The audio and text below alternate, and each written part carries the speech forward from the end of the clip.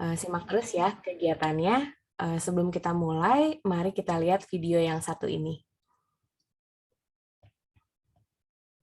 Halo sahabat Medistra, saya Dr. Meida, spesialis anak yang bekerja di Rumah Sakit Medistra.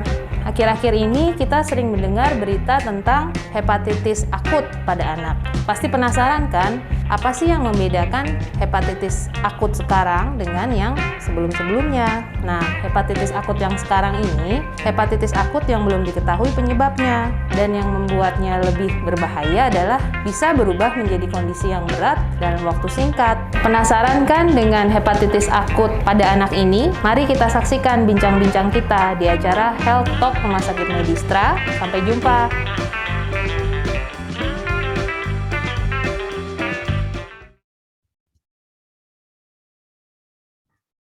Oke, halo Dokter Meida. Halo, apa kabar semuanya? Ya, bagaimana dokter kabarnya? Sehat-sehat dokter? Sehat, cuman suaranya sedikit parau. Jadi nanti kalau sedikit serak-serak basah seksi nggak apa-apa ya. Nanti kita kalau ada yang tanya, ada yang mau tanya boleh langsung diketik di kolom chat nanti ya dokter ya. Oke, Boleh. jadi saya akan membacakan sedikit ya mengenai CV-nya Dokter Meida ini. Jadi Dokter Meida itu merupakan salah satu dokter spesialis anak yang praktek di Rumah Sakit Medistra, dan selain spesialis anak, Dokter Meida juga merupakan konselor laktasi ya dok ya. Ya. Beliau menyelesaikan pendidikan dokter umum di Universitas Indonesia dan juga beliau menyelesaikan spesialis anak di Fakultas Kedokteran Universitas Indonesia. Oke, baik dokter. Jadi hari ini kan kita mau ngomongin soal hepatitis ya dok. Yes. Mungkin kita mulai dengan sharing materinya dulu ya dok, boleh? Boleh. Oke. Ya, saya ada siapkan sedikit ya. Saya share screen sebentar ya. Oke dokter. Biar ada gambarannya. Oke, sebentar. Share. Oke. Ini view-nya coba full screen. Oke. Nanti Mana ya? untuk yang mau bertanya, boleh langsung diketik di kolom chat. Nanti akan kita bacakan di akhir sesi. Dan Dokter Meida, ini di acara ini nanti ada satu penanya terbaik yang akan mendapatkan free voucher konsultasi dengan Dokter Meida. Oke. Oke, silakan Dokter Meida. Oke, ya tadi sudah dikenalkan ya siapa saya. Apa kabar semuanya, sahabat sehat Medistra? Siang hari ini saya mau ajak ngobrol-ngobrol lah ringan tentang waspada hepatitis akut pada anak. Ya, yang sekarang malah hepatitis akut misterius. Nah, ini pakai slide yang lama rupanya. Oke, sebelum kita sampai di apa itu hepatitis akut, kita harus tahu dulu hati. Hati itu atau hepar adalah salah satu dari organ penting di dalam tubuh kita yang fungsinya banyak sekali. Bisa 5.000 fungsi. Ya, salah satunya adalah sekresi, pembentukan antibodi, metabolisme, penyimpanan gula, dan lain-lain. Nah, sebegitu pentingnya fungsi hati di badan kita. Nah, kalau kita bilang hepatitis, nah hepatitis itu adalah dari kata hepar, hati tadi yang fungsinya ratusan, ditambah itis, terjadinya radang atau inflamasi.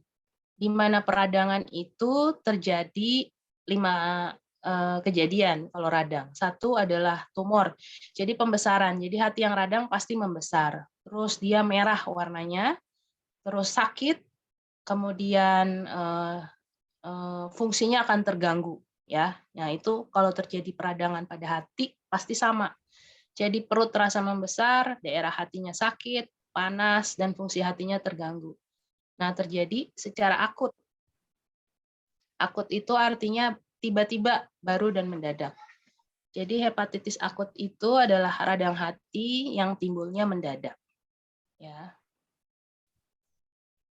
Nah, sebenarnya apa penyebab hepatitis akut? Penyebab hepatitis akut itu yang sudah diketahui ini adalah infeksi virus. Jadi virus A, hepatitis A sampai E, virus non-AE, sitomegalovirus, Epstein-Barr, rubella, dan lain-lain. Dan infeksi non-virus, leptospira, amoeba, sepsis, bakterial, dan lain-lain. Juga bisa dari toksik, yaitu obat-obatan yang mentoksik hati, atau dari gangguan aliran darah ke hati, seperti syok atau gagal jantung. Kemungkinan lain-lain juga bisa seperti trauma abdomen pada kasus-kasus kecelakaan. Nah, yang sekarang ini karena belum diketahui penyebabnya misterius, maka WHO itu membuat definisi khusus ya. Definisinya itu yaitu probable kasusnya, appealing, jadi confirm, probable, appealing, atau yang discharge. Nah, di Indonesia sendiri, kasus yang probable ini per tanggal 9 Juni 2022, saya kutip dari slide-nya Prof. Hanifah Oswari, salah satu pakar hati tentang hati di anak di Indonesia, per 9 Juni kasus di Indonesia ini 60 kasus kumulatif, 9 kasus probable, 16 kasus pending, dan 35 kasus discarded. Discarded itu berarti bukan termasuk hepatitis akut misterius ya. Nah, kalau yang untuk meninggal gimana? Pertanggal 10 Mei ya 2022 di Indonesia itu ada 15 kasus suspek, 5 meninggal. Seperti itu. Tapi per 9 Juni belum ada tambahan lagi. Nah, apa sih gejala dari hepatitis akut itu? Ini gejala hepatitis akut ya. Umumnya itu demam, lemas, mual, tidak nafsu makan, sakit perutnya, diare, terus tinjanya warnanya dempul. Warna dempul itu berarti warnanya putih ya. Urinnya seperti teh, jadi terbalik, tinjanya warnanya putih, urinnya kuning tua seperti teh, dan matanya kuning. Ini gejala hepatitis akut pada umumnya. Nah, gejala hepatitis akut yang berat, yang misterius ini mirip, tapi dominasinya adalah saluran cerna, yaitu mual, muntah, diare, demam, gejala awalnya. Dan dia itu berubah cepat menjadi lanjut, menjadi berat. Jadi gejala awal langsung menjadi lanjut. Langsung diketemukan urinnya pekat seperti teh, BAB-nya dempul, mata langsung kuning, terjadi gangguan pembekuan darah, terjadi kejang, kemudian kesadaran penurun. Ya. Ini. Oke, sebentar. Oh, ada 2 slide nih yang ketinggalan nih. Ini slide yang lama nih, Dokter Marcella. Iya.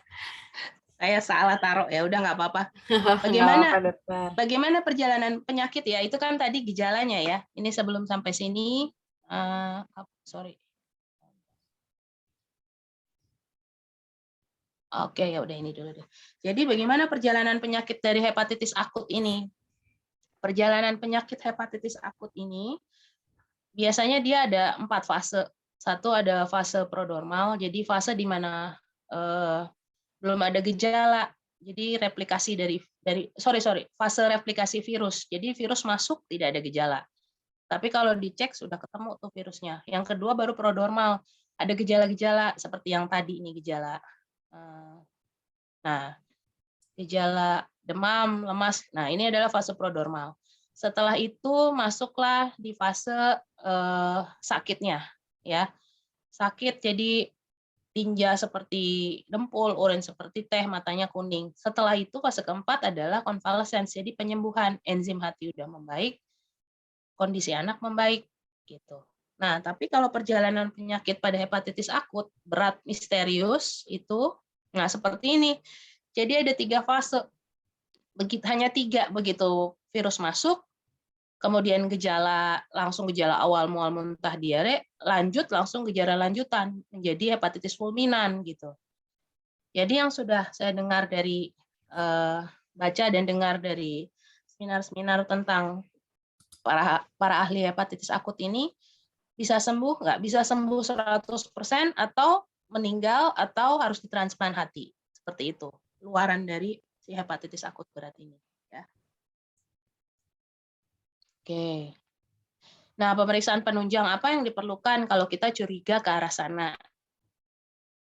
Dilakukan pemeriksaan darah yaitu fungsi hati, albumin, bilirubin, ya, SGOT, SGPT, fungsi pembekuan, dan lain-lain sesuai dengan ketentuan dari dokter. Kemudian serologi untuk menentukan mencari etiologi ya, hepatitis virus apa ini. Terus pemeriksaan radiologi bisa dilakukan USG perut, CT scan perut, dan perlu dilakukan biopsi hati pada beberapa kasus ya. Nah, secara ringkas jadi hepatitis akut misterius ini atau acute hepatitis of unknown origin atau AHUO, penyebabnya belum diketahui. Banyak hipotesis yang sudah ada. Salah satunya adenovirus, infeksi SARS-CoV-2 virus, atau karena pola hidup yang berubah karena pandemik, kita yang berlebihan, padahal kumannya biasa saja, atau adanya patogen yang baru, seperti itu. Tapi semua hanya baru hipotesis. Nah, untuk menjadi penyebab atau etiologi, diperlukan serangkaian proses ilmiah. Nah, ini belum sampai ke sana, karena diperlukan waktu, penelitian yang banyak, dan tentu biaya ya. Jadi sementara ini belum diketahui penyebab pastinya. Nah, yang kedua kita harus waspada karena tadi perburukannya cepat. Resiko hepatitis berat fulminan yang memerlukan transplant hati yang tadi saya katakan dan dapat menyebabkan kematian. Nah, yang menarik adalah usianya yang terkena ini 1 bulan sampai 16 tahun. Mayoritas di bawah umur 5 tahun. Ya, gejalanya hepatitis tapi karena sebab lainnya. Jadi harus dibuktikan bahwa A sampai E itu tidak. Bukan ya.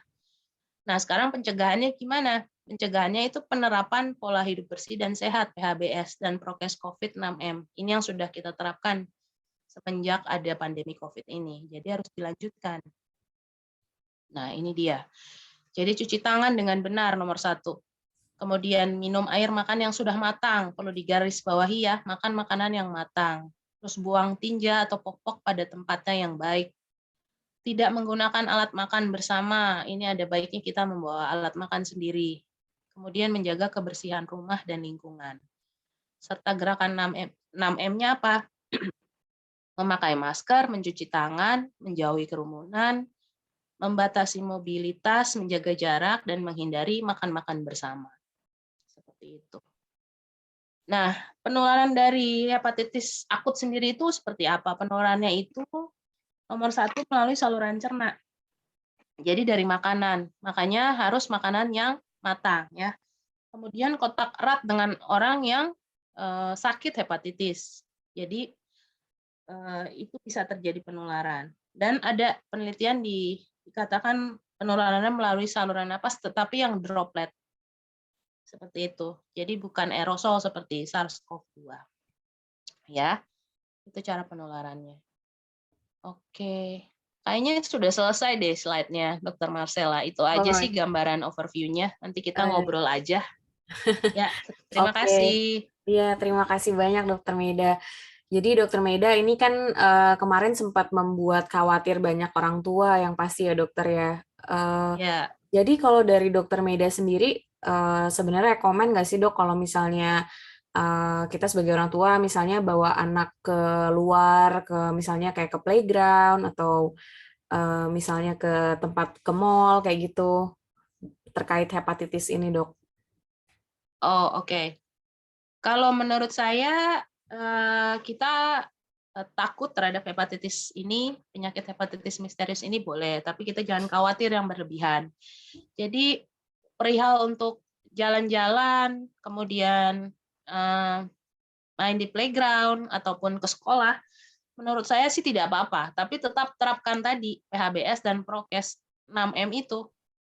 Iya, jadi anak-anak tuh harus kita benar-benar kita tekankan ya dok, kita ajarin benar-benar cara cuci tangan. Betul, pakai masker. Jadi mungkin kalau dirasa anak kita belum mampu melakukan hal itu ya lebih baik tidak. Kalau saya seperti itu. Tapi kalau anak kita udah taat pakai masker, disuruh pakai hand sanitizer oke gitu ya, boleh lah kenapa tidak. Iya, terus mungkin kalau jajan gitu mungkin juga harus hati-hati ya dok ya, karena kan bisa dari makanan ya dok ini. Betul, kalau jajan harus pilih, makanya makanannya harus matang, kemudian pilihlah jajanannya, kita nggak bisa leluasa kayak dulu ya. Iya. Kalau dulu kan paling diare, paling mencret gitu. Nah kalau sekarang banyak penyakit-penyakit lain, jadi ya untuk makanan berhati-hati, pilihlah yang pembuatan dan produksinya diyakini bersih dan aman. Iya, Seperti itu. yang kita yakin ya dok ya. Yes. Dokter Meda, ini ada beberapa pertanyaan nih dari peserta kita ya dok. Saya coba bacain ya dok. Yang pertama dari Anugrah Hadi, izin bertanya dok, apakah anak yang terlahir prematur lebih rentan terkena hepatitis akut?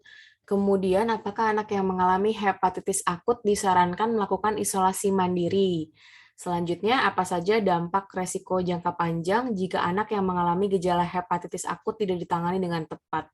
Ya, bagus ya dok pertanyaannya ya dok ya. Satu tapi lengkap. Iya. Oke, jadi anak yang terlahir prematur lebih rentan atau tidak? Tidak, karena ini tidak dipengaruhi oleh prematuritas untuk infeksi hepatitis akut ini. Ya.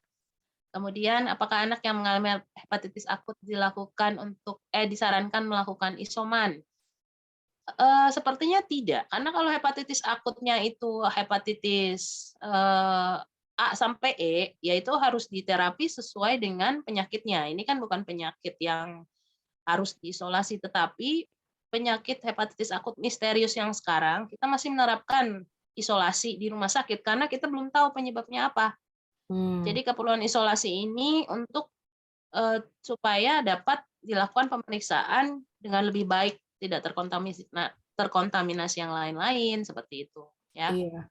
Jadi Betul. jangan isoman sendiri, justru harus cari fasilitas kesehatan terlebih dahulu untuk membuktikan hepatitis akut apa ini, gitu ya. Kalau A aman, tapi kalau yang lain ya gitu. Iya, Kemudian betul ya dok. dampak risiko jangka panjang. Nah, ini hepatitis akutnya yang mana dulu? Kalau hepatitis A, oke, bisa sembuh sempurna, tidak ada masalah. Sorry, tidak ada masalah. Tapi kalau hepatitis B, C, D, dan E ini yang menjadi fulminan, yang ada efek jangka panjangnya seperti sirosis hepatis atau kanker hati seperti itu. Jadi tergantung ini hepatitis apa yang kenanya. Nah, untuk hepatitis akut misterius ini luarannya itu adalah sembuh sempurna. Ada yang perlu harus transplantasi hati untuk bisa hidup, dan yang terakhir adalah meninggal. Nah, itu dia. Ini cepat karena dia akut dan cepat. Jadi kita belum tahu penyebabnya apa seperti itu. Ya. Jadi kalau pada pasien hepatitis anak ini meninggalnya itu disebabkan karena kerusakan parah dari heparnya itu ya dok? Betul. Iya. Karena hepatitis akut berat ini dikategorikan yang berat kalau dia punya enzim hati itu sudah lebih dari 500, padahal kan yang normal itu hanya kisaran puluhan ya, 25 Iya. atau ya. Jadi Bahkan dia di bawah sudah 30 ya 500. dok? Betul. Iya. Jadi fungsi hatinya udah babak belur. Iya. Gitu, metabolisme yang macam-macam itu udah nggak bisa. Makanya jalan keluarnya ya harus transplantasi hatinya. Seperti itu. Iya. Dari Adit menanyakan dok, cara membedakan hepatitis dengan batu empedu. Oh, mungkin ada pengalaman nih ya dok, kuning mungkin gitu ya. Iya. Oke, sebenarnya pada anak batu empedu ini agak jarang ya, mungkin lebih ke dewasa. Tapi bedakannya itu kalau secara klinis orang awam agak susah ya, karena kan sama-sama sakit perut, sama-sama kuning, sama-sama gangguan saluran cerna seperti itu. Jadi lebih baik segera ke dokter deh. Segera ke dokter Soalnya ya. dari pemeriksaan kita nanti baru ketahuan hepar hatinya yang membesarkah, apa ada nyeri tekan di daerah empedu yang terkenal dengan sign apa ya? Betul, mungkin Marcella bisa bantu. Iya, Murphy sign ya dok ya. Ya, Murphy sign ya, itu dia. Nah, kalau orang awam kan agak susah. Iya. Jadi Yang lebih pasti baik kan dibawa. harus cek darah juga ya dok ya, harus cek Betul. USG mungkin ya. Iya, right, betul. Oke. Jadi kalau ada kuning pokoknya bawa aja. Iya, aduh pokoknya udah kuning udah warning sign ya dok kalau udah sampai kuning mah ya. Iya, betul. Sekarang kan awal aja yang muntah apa tadi? Mual, muntah, diare, demam, itu aja kan gejala awal. Iya. Bolehlah sekarang lebih parno dikit lah. Iya, lebih aware ya dok ya. Pertanyaan selanjutnya dari Eni Susanti, bagaimana dengan anak usia 4 tahun yang belum bisa divaksin? Melihat kemungkinan pada anak-anak lebih besar, padahal ini kan mau masuk sekolah, vaksin dasar sudah lengkap, pencegahan seperti prokes juga sudah diterapkan. Jadi mungkin Bu Eni lebih khawatir tentang vaksin nih dok kayaknya. Vaksin apa dulu ini Bu? Kalau vaksin Kalau Vaksin vaksin untuk hepatitis gitu membantu nggak nih dok kalau kasus ini? Nah, vaksin hepatitis yang ada ini sekarang ada hepatitis B dan hepatitis A.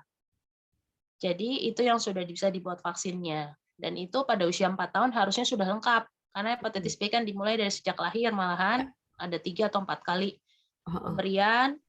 Kemudian hepatitis A itu bisa diberikan dimulai di usia 1 tahun. Jadi harusnya 4 tahun udah lengkap untuk hepatitis A dan B-nya. Boleh Ibu cek lagi bukunya. Nah, untuk hepatitis akut misterius ini penyebabnya aja kan belum diketahui. Masih berupa hipotesis-hipotesis. Jadi ya vaksinnya sampai sekarang ini ya belum ada. Seperti itu. Oke, iya. Jadi karena kita belum tahu penyebabnya, jadi vaksinnya juga belum ada ya. Betul. Terus pertanyaan dari Sari. Nah, ini juga mungkin banyak yang mempertanyakan nih dok, gimana sih perbedaan diare yang disebabkan karena hepatitis akut dan karena rotavirus? Kan anak-anak sering juga ya dok rotavirus. Terus bagaimana tips pencegahan penularan hepatitis akut pada anak yang menjalani sekolah tatap muka? Dan juga ya tadi sih udah dijawab yang ketiga nih ya dok, yang terkait vaksin hepatitis bisa terlindungi dari hepatitis akut yang ini Ketiga atau udah enggak. dijawab tadi ya. Yang 1, 2 Ya, mungkin ya dok. nomor 1 perbedaan diare dengan hepatitis akut dengan rotavirus. Kalau rotavirus itu diarenya biasanya profuse. Jadi seperti air udah, sur. Jadi menyebabkan dehidrasi lebih cepat. Dan biasanya gejalanya hanya diare aja gitu. Jadi ya muntah bisa lah. Demam bisa juga betul. Nah, kalau hepatitis itu dia selain dia diare tapi nggak seprofuse dari seperti rotavirus. Jadi dia diare, juga muntahnya dominan, demam juga ada sama. Cuman yang beda kan mungkin pembesaran hati ya. Nah, ini perlu diperiksakan ke dokter makanya. Kalau rotavirus kan berarti dia tidak ada pembesaran hati. Iya. Jadi kalau hepatitis biasanya pasti di daerah hati itu nyeri tekan kalau ditekan ya di daerah perut gitu. Terus pencegahan tadi udah sih ya. Pencegahannya ya seperti tadi PHBS, hidup sehat bersih. Ya benar, hidup sehat dan bersih. Kemudian 6M ya. Iya. Gitu. Jadi nomor 1 sih kalau aku selalu pesanin cuci tangan dengan sabun. Yang kedua makan yang matang, yang penting. Yang ketiga pakai masker masih. Kalau saya yang aliran masih pakai masker. Iya. Jadi kalau kasih tahu ke anak-anak kan kita biasanya nggak bisa langsung brek banyak gitu ya dok. Jadi kita pokoknya 3 itu yang paling penting deh pokoknya. Cuci tangan, makan yang matang, pakai masker. Apalagi setiap mau makan terutama ya itu harus banget tuh mau pegang-pegang apa semua cuci tangan deh ya. Iya, betul. Kemudian Megawati Wijaya menanyakan apakah hepatitis akut yang sekarang timbul kenapa timbul mendadak di masa pandemi ini, Dok? Terus yang kedua, kalau misalnya anak-anak di sekolah walaupun udah ajarkan PHBS kan dan bawa makanan sendiri, cuman kadang-kadang kan temennya suka sharing makanan. Itu bisa nular nggak, Dok, dari sharing misalnya sesama sharing bekal atau sharing jajanan gitu sama teman? Ya. Jadi hepatitis akut yang sekarang timbul mendadak ini kenapa pada anak-anak dan pada masa pandemi. Nah, ini yang masih diteliti juga. Kenapa pada anak-anak? Karena dilaporkan dari 33 negara semuanya di bawah 16 tahun dan terbanyak usianya 3 sampai 5 tahun. Jadi di bawah 5 tahun. Ada juga hipotesis yang bilang karena pandemik. Karena dari literatur dan saya juga ikut kuliahnya Prof. Hanifah, dibilang bahwa pada waktu tahun 1922 kalau nggak salah pada waktu itu ada pandemic flu. Iya. Ya. Pada saat itu juga setelah pandemic flu-nya mulai akan selesai timbul masalah kuning pada anak-anak. Tapi bukan hepatitis, jadi jaundice in children. Nah, apakah ini ada masalah dengan perubahan perilaku selama pandemik atau perubahan? Karena anak-anak kan cenderung lebih kita simpan di rumah ya. Iya, betul dok. Skip, ya kan, nggak boleh kemana-mana sama sekali, sekolah juga nggak, pokoknya udah deh di rumah aja. Nah ini kita nggak tahu juga apakah karena pandemik jadi berubah. Sebenarnya kumannya biasa-biasa misal, tapi karena setelah 2 tahun ini, ibaratnya apa ya, tentaranya badan nggak terbiasa gitu, muncul yang seperti ini, yang hepatitis akut berat. Kita juga masih bertanya-tanya, kita nggak tahu, belum tahu, ini hipotesis semuanya gitu. Iya, jadi perkembangan terakhir pengetahuannya seperti itu ya dok, memang masih Betul. belum Nah, jelas gitu. iya. Eh, Terus PHBS udah sharing makanan ya. Ini yang susah iya, ya. Sharing makanan itu sebenarnya sih boleh kalau memang yakin sehat. Tapi masalahnya ada fase prodormal. mm, Entah mm, diare, entah flu. Fase prodormal di mana kumannya udah ada, tapi nggak ada gejala. mm. Nah ini yang kita susah. Jadi lebih baik nggak usah daripada nanti ketularan. Emang jadinya selfish ya. Tapi ya Emang. udahlah, habis gimana? Jadi agak sulit ya dok ya, agak tricky untuk balance ngajarin sharing, tapi juga Iya. mesti pilih-pilih sharingnya. Mungkin sharingnya antara antara anggota keluarga boleh lah yang tinggal serumah deh. Iya. Gitu. Em, oke, selanjutnya, hmm, Itu boleh minum vitamin yang D3 mana dan nih? berjemur. Minum vitamin nih. Boleh, itu mah hidup sehat Boleh. kok. Oke, ya. Bu Nita ya dok ya, boleh minum vitamin Iya. D3, boleh. Terus Cerialim, kalau cek lab SGPT SGOT tinggi, tapi nggak ada gejala hepatitis, Oh. itu Iya, gimana tuh dok? ya kalau seperti ini balik lagi nih. Kalau saya sih motonya dokter itu tidak hanya mengobati berdasarkan kertas laboratorium. Iya. Jadi mohon maaf. Jadi kalau aku sih bilangnya adalah kita harus lihat klinisnya dulu. Klinisnya apa, keluhannya apa, jadi anamnesis. Jadi ceritanya itu keluhannya apa, kemudian dari pemeriksaan fisiknya ketemunya apa. Karena balik lagi tadi hati itu fungsinya sangat banyak, bisa 500 lebih. Nah, SGT, SGPT itu adalah salah satu enzim hati. Jadi dia bisa meningkat kalau ada infeksi pun bisa meningkat. Jadi seperti DBD, SGT, SGPT bisa meningkat. Kecapean, SGOT, SGPT bisa meningkat. Seperti itu. Jadi karena fungsi hati itu luar biasa banyak dan penting, jadi kalau ada sesuatu yang nggak baik sama badan kita, rasanya nggak enak, bisa jadi kalau kita cek SGOT, SGPT bisa meningkat pula seperti itu. Jadi tergantung cerita penyakitnya apa dan pemeriksaan fisiknya gimana. Iya, betul. Jadi intinya sih periksa dulu ya ke dokter ya dok. Ya, betul. Kenapa Dok, diperiksain SGOT, SGPT itu sih yang penting. iya, mungkin kadang ini ya dok, kalau kalau anak-anak kan jarang mungkin ya dok, kalau kayak medical check up gitu. Kalau orang dewasa mungkin Oh iya ya iya iya iya. sesekali medical check up gitu. Ya. Ya Dari mungkin harus Muhammad, dikaitkan ya dengan yang lain-lain ya, tidak bisa iya berdiri sendiri. betul. Dari Muhammad Fatul Rahman menanyakan apakah hepatitis yang akut berat ini sudah dan bisa menyerang orang dewasa. Pernah nggak sih dok ada case reportnya gitu, misalnya menyerang dewasa?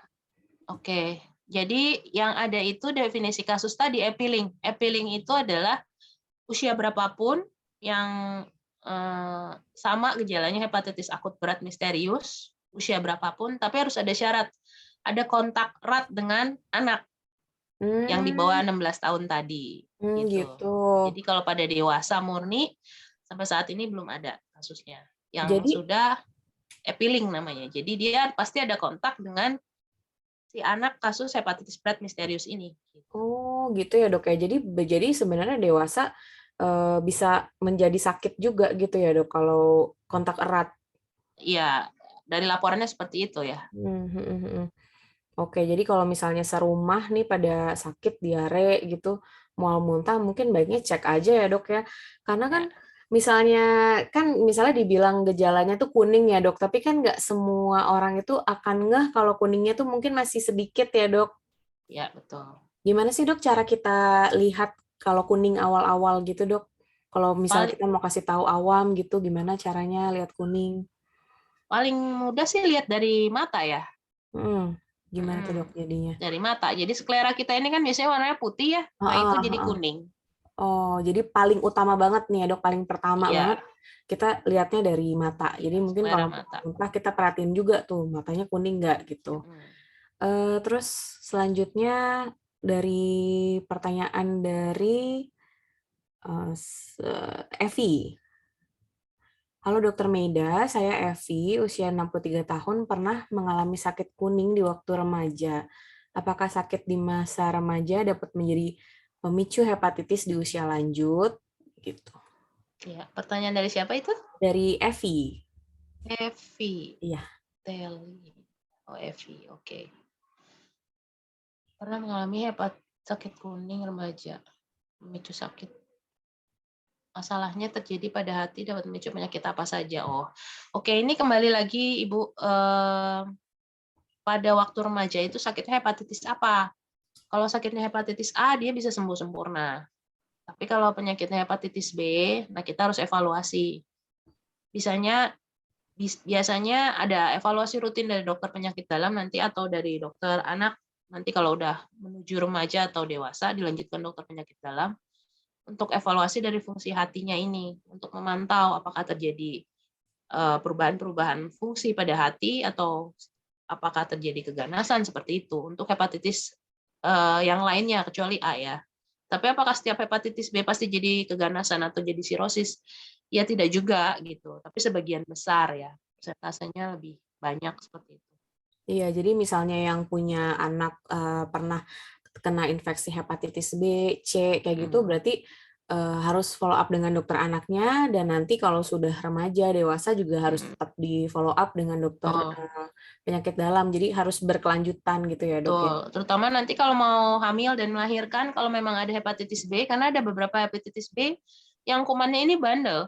Meskipun ibunya nggak sakit, tapi kalau diperiksa kan replikasi virusnya, patahan dari virusnya itu ada terus di badan. Iya, Dok. Ya, Jadi jadi bisa beberapa bayinya gitu ya? ya, jadi bisa pengaruh nanti kepada bayi yang dilahirkan. Jadi kita sebagai dokter anak juga persiapannya akan beda, khususnya hepatitis B ya. Meskipun ibunya nggak sakit, tapi kalau kita temukan ada kemungkinan hepatitis B pada ibunya, ya kita harus siap untuk imunisasi segera setelah lahir bayinya. Iya. Cuman sekarang emang rutin dicek ya, Dok ya, hepatitis itu untuk di ibu hamil ya, Dok. Itu udah program pemerintah bukan, Dok? Kayaknya Atau belum, Dok? kalau di Medistres sih hampir selalu dicek. Iya. Ya udah rutin. Kalau di luar di puskesmas kayaknya iya deh, karena di pemerintah pun hepatitis B0 ini juga udah jadi program. Jadi begitu Iya. lahir vitamin K sama hepatitis B0 ini sudah diberikan. Iya. Jadi emang screening gitu ya, Dok ya? Screening iya. Oke, terus selanjutnya nih, Dok, kalau ini saya kasih kesempatan untuk peserta, kalau ada yang mau menanyakan pertanyaan live ke Dokter Meida, boleh ya, Dok? Ya, boleh. Ya, jadi nanti kalau kepada peserta, apabila ingin bertanya langsung kepada Dokter Meida, boleh klik fitur raise hand, lalu nanti akan di-unmute dan boleh bertanya langsung kepada Dokter Meida. Oke, sambil menunggu pertanyaan, kita mungkin bisa lihat lagi di bagian pertanyaan. Oh, ini ada yang menanyakan sedikit kompleks nih, Dok. Dari Telly menanyakan penelitian apa yang diperlukan untuk mendukung keilmuan hepatitis akut yang tidak diketahui. Ini kan soalnya kita mungkin sekarang masih banyak, ini perlu banyak yang dipelajari. Nah, terus Betul. apa gitu, Dok, yang perlu diteliti itu apanya gitu mungkin ya, Dok, pertanyaannya. Ya, ini jawabannya agak susah ya. Karena Agak WHO berat ya, sendiri Dok. karena WHO sendiri masih terus bekerja sama dengan berbagai negara yang melaporkan kasus. Karena kan sampelnya itu kan diambil dari kasus-kasus dari negara tersebut ya. Di mana mungkin gimana ya, kalau penelitian itu kita kan harus ada yang sama ya, mengerti kan maksudnya. Misalkan sama-sama Asia, sama-sama gender, sama-sama usia. Nah, ini karena variatif gitu. Jadi yang bisa diambil kan baru usia aja di bawah 5 tahun seperti itu. Iya. Nah, ini para pakar dari Inggris, dari WHO, dari Indonesia, pokoknya semua pakar ini selalu berkumpul untuk updated kasus dan pencarian etiologi ini. Jadi ada yang memeriksa katanya penyebabnya kemungkinan pasca infeksi SARS-CoV-2 gitu ya, diperiksa. Tapi ya ada yang iya, ada yang tidak seperti itu. Jadi super antigen. Harusnya kan kalau jadi etiologi semua sama kan. Kemudian ada yang diperiksa katanya ada reaksi antibodi. Jadi kumannya nggak ada di hati, tapi reaksi dari antibodi badan. Tapi itu juga nggak semua sama, jadi gitu. Jadi banyak sekali hipotesisnya dari berbagai negara. Nah, ini para pakar yang sedang berpikir. Nanti kita Iya. update-nya buka dari WHO aja. Ya, intinya sih karena belum ada seperti benang merahnya antara semua kasusnya ya, Dok. Dan juga kan karena angkanya juga kasusnya juga belum terlalu banyak, jadi mungkin Betul. belum banyak yang Jumlah bisa, sampelnya, ya. Jumlah sampelnya sampelnya belum banyak. belum mewakili, ya. Iya, sedangkan kalau kayak COVID gitu kan, Dok, itu kan banyak banget yang kena. Jadi kita bisa mempelajari dari banyak sekali sampel ya, Dok. Jadi kelihatan Ya, gitu polanya kan, Dok. betul, ya. Emang tricky ya, di Indonesia sendiri aja juga baru sedikit tadi Ya, kasusnya ya, Dok. tadi aja per 9 Juni baru 9 kasus yang probable, ya. Ya, yang most likely, yang cocok kriterianya gitu ya, Iya, Dok, non ya. A sampai E, SGOT SGPT-nya lebih dari 500 gitu. Hepatitis Iya. fulminan, ya. Heeh. Dan juga mungkin kendalanya juga di Indonesia nggak semua lab bisa periksa Iya, hepatitis A, B, C begitu ya, Dok ya, kayaknya. ya, ya, betul. Tapi dari bincang-bincang dengan mendengar bincang-bincang antara Kemenkes dengan IDAI, sudah mulai dilengkapi untuk pemeriksaan hepatitis. Paling nggak A sampai AB paling nggak, ya, A, B, AB, C. iya, Ya, iya. karena kalau B nggak ada, D kita nggak kerjain. Mungkin yang masih susah yang E. Ya, Iya, iya betul. hepatitis E. Iya jarang ya, Dok ya, kita juga jarang banget periksa. Ya. Tapi kalau di Medistra bisa ya kayaknya. Kayaknya bisa. Kayaknya bisa, kayaknya bisa. Bisa. Terus Dok, ini ada yang bertanya tadi, sorry tadi aku udah nemu. Nah ini, Megawati Wijaya, oke, yang pertanyaan yang pertamanya mungkin tadi udah dijawab, mencegah hepatitis, jadi kan udah divaksin. Nah, terus ini nih Dok, kalau fungsi hati sudah rusak sampai 5.000 lebih dan perlu 500 kali. donor, 500 ya, dan tak ada donor untuk transplantasi, apa yang harus dilakukan, Dok? Gitu. Kalau pada kasus hepatitis akut berat misterius yang sekarang ini, jadi transplantasi hati itu bukan juga hal yang mudah, ya. Jadi kalau memang tidak bisa ditransplantasi, ya akibatnya kematian, biasanya seperti itu. Iya. Ya, karena pada kasus hepatitis akut yang berat ini, apabila diperlukan transplantasi hati juga harus yang sito, yang urgent. Ya, sampai saat ini di RSCM yang bisa. Gitu. Karena transplantasi hati kan diperlukan serangkaian pemeriksaan yang cukup rumit, ya. Iya, Dok.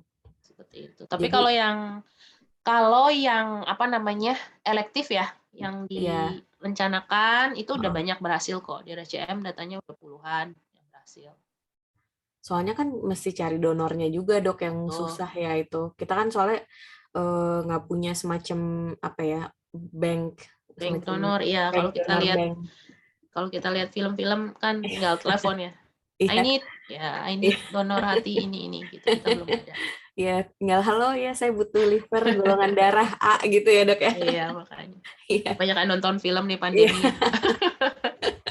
Iya, jadi salah satu angka kematian tinggi itu juga karena kesulitan dalam melakukan transplant tersebut. Jadi kita harus secepat mungkin mendiagnosisnya supaya nggak sampai gagal liver. Ya, begitu. diharapkan dengan terapi yang baik tidak bisa, jadi diterapi dengan yang baik diharapkan supaya tidak menambah buruk lah, seperti itu ya. Iya, kayak gitu. Supportive treatment ya, Dok ya, kayak gitu. Betul. Oke, terus dokter ada lagi nggak nih, Dok, yang mau di-share tentang hepatitis ini? Kayaknya beberapa waktu terakhir ini lagi agak tenang ya, Doknya, lagi saya belum nemu berita lagi nih di misalnya kayak di media online kayak gitu, belum nemu berita lagi nih, Dok, kayaknya.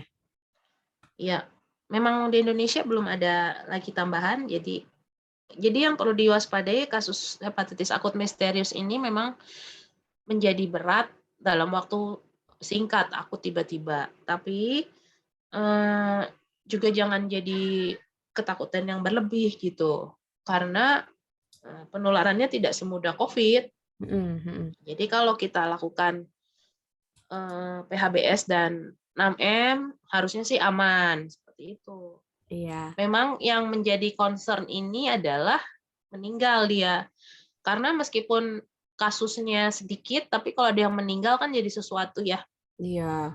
Gitu. Apalagi anak-anak ya, Dok, kasusnya ya. Betul. Ini Iya. aja data dari WHO per 27 Mei, WHO ya yang dari 33 negara, Mm-mm. dari 650 kasus probable, jadi kumpulan kasus yang probable-nya ada 650 ya. Hmm.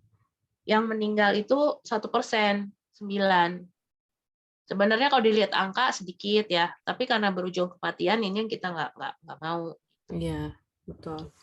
Jadi waspadanya di situ. Tapi jangan jadi juga terlalu khawatir berlebihan, kan tidak baik juga. Iya, betul. Oke, jadi sepertinya semua pertanyaan sudah terjawab ya, dokter. Ada Jadi yang nanya langsung nih? iya nih, ada nggak nih, dok? Kayaknya pada malu-malu nih, belum ada yang nanya nih. Ini ada tanya lagi, Herawati. Oh, ada lagi, dok ya? Dok, Oh kalau iya, iya Herawati ya. kalau pernah kena COVID, apakah lebih risiko kena hepatitis akut? Enggak, ya. Karena pas kena COVID dibilang nggak boleh makan makanan yang manis. Jadi kita menjaga makanan tidak manis, apakah bisa terhindar?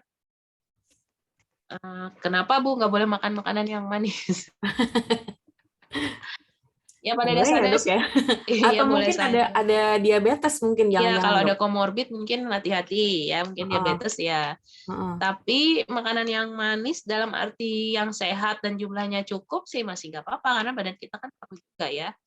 Terus apakah ada kena COVID risiko kena hepatitis akut ini nggak ada, belum ada hubungan bermakna. Jadi belum ada hubungannya gitu. Iya, cuma Karena masih curiga. hipotesis, iya Iya, masih curiga aja ya, hipotesis dok ya. juga, Masih belum betul. tahu, iya. Karena ternyata orang yang kena hepatitis akut berat yang tidak terinfeksi SARS-CoV-2 juga ada gitu. Iya, iya, heeh. Jadi ada Apalagi vaksin beberapa. ya. Kalau vaksin kan kemarin sempat tuh karena Oh, vaksin. betul. Nah, ya itu betul, dok. Itu juga kemarin tuh sempat ada, saya baca sih di sosial media itu ada yang orang-orang yang meyakini bahwa hepatitis ini disebabkan oleh vaksin COVID. Ya, Mm-mm. ya itu sampai saat ini belum terbukti juga karena yang diberikan vaksin COVID itu kan yang 6 tahun ke atas kan. Iya, 6 tahun ke atas, sedangkan yang banyak menderita ini 3 sampai 5 tahun, di bawah 5 tahun. Jadi notabene kan belum yang bahkan belum divaksin justru. menerima vaksin COVID, betul. Jadi kayaknya kalau karena penyebab vaksin COVID, udah bisa kita bilang enggak mungkin ya, gitu. Tapi Iya, kalau SARS-CoV-2-nya ini yang menyebabkan, itu masih hipotesis. iya, betul. Iya, betul. Oke, jadi untuk Health Talk hari ini, jadi kesimpulannya adalah hepatitis akut misterius pada anak ini memang bisa berpotensi menjadi bahaya karena progresi penyakit yang cukup cepat dan bisa menjadi berat. Oleh karena itu, apabila menemukan gejala seperti mual, muntah, diare, dan kuning, sebaiknya lebih aware dan mungkin bisa memeriksakan anak ke dokter spesialis anak agar lebih yakin juga. Untuk pencegahannya, kita bisa melakukan PHBS dan juga 6M, dan juga mungkin kita tidak perlu terlalu khawatir, tetap melaksanakan aktivitas seperti biasa, bisa sekolah, bisa main ke playground, yang penting harus melakukan PHBS dan 6M. Kira-kira begitu ya, dokter ya? Sip, betul Ya. sekali. Oke, baik dokter Meida, terima kasih banyak dokter. Oh, ini ada jadwal praktek Dokter Meida. Jadi Dokter Meida ada praktek tatap muka dan praktek telemedicine di Medistra. Tidak hanya terkait konsultasi anak, tapi juga laktasi ya, dokter. Yes. Oke. Oke, dokter. Jadi ini sudah ada kandidat yang memenangkan voucher konsultasi dengan dokter. Oke, namanya dari pemenang kita adalah Megawati Wijaya.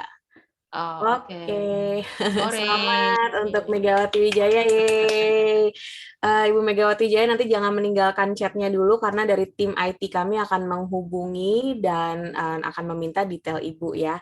Oke, baik untuk semuanya. Terima kasih Dokter Meida. Terima kasih banyak dokter atas waktunya dan juga Sama-sama. penjelasannya, tanya jawabnya Iya. semuanya. Terima kasih sekali lagi dan jangan lupa untuk terus mengikuti kegiatan Medistra Health and Wellness karena akan ada Health Talk series selanjutnya dan juga untuk mengetahui topiknya bisa dicek, di-follow di Instagram kita di @medistra.hospital. Salam sehat semuanya. Salam sehat. Salam Sampai jumpa. sehat. Ya, Dok. Boleh live ya? Ya, Dok. You can use me.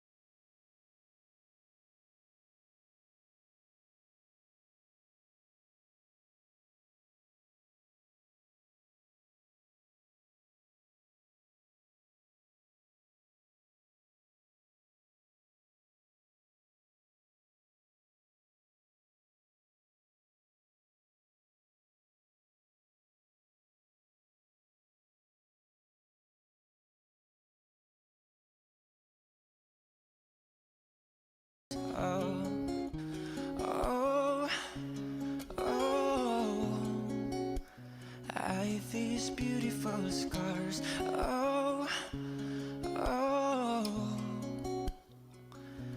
I'm not gonna fight back what I've become. Yeah, I got bruises where I came from, but I wouldn't change if I could restart. I ain't gotta hide these beautiful scars. I've been going way too hard on myself. Guess that is the reason that I'm feeling like hell. But I wouldn't change if I could restart. I ain't gotta hide these beautiful scars.